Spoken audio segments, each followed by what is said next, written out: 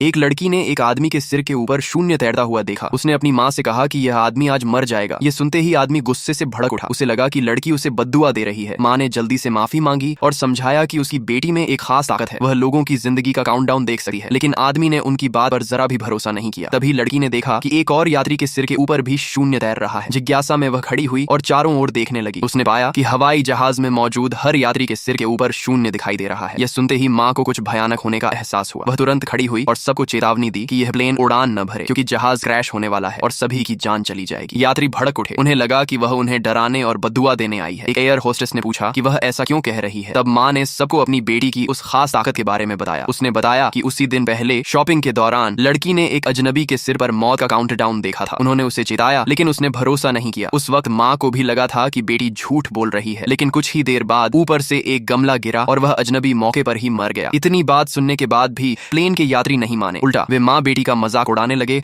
और इसे एक बेकार की कहानी बता दिया। माँ ने फिर चेताया कि यह जहाज सच में क्रैश होने वाला है, लेकिन किसी ने यकीन नहीं किया। सुरक्षाकर्मी आ गए। क्योंकि माँ बेटी उड़ान रोकने की कोशिश कर रही थी, इसलिए उन्हें जबरदस्ती प्लेन से उतार दिया गया। इसके बाद जहाज तय समय पर उड़ान भर गया। प्लेन में बैठे यात्री अब भी माँ बेटी का मजाक उड़ा रहे थे। तभी अचानक जहाज की खिड़की में दरार पड़ गई और कुछ ही पलों में एक भयानक हादसा हो गया। अब सबको समझ आ गया कि माँ और बेटी सच कह रही थी, लेकिन तब तक बहुत देर हो चुकी थी। कुछ समय बाद माँ और पिता लड़की को स्कूल छोड़ने गए। जैसे ही लड़की स्कूल पहुंची, उसने फिर देखा हर किसी के सिर के ऊपर शून्य तैर रहा है। लेकिन सवाल ये है, स्कूल में ऐसा क्या होने वाला है? नेक्स्ट पार्ट देखने के लिए अभी चैनल को सब्सक्राइब करो।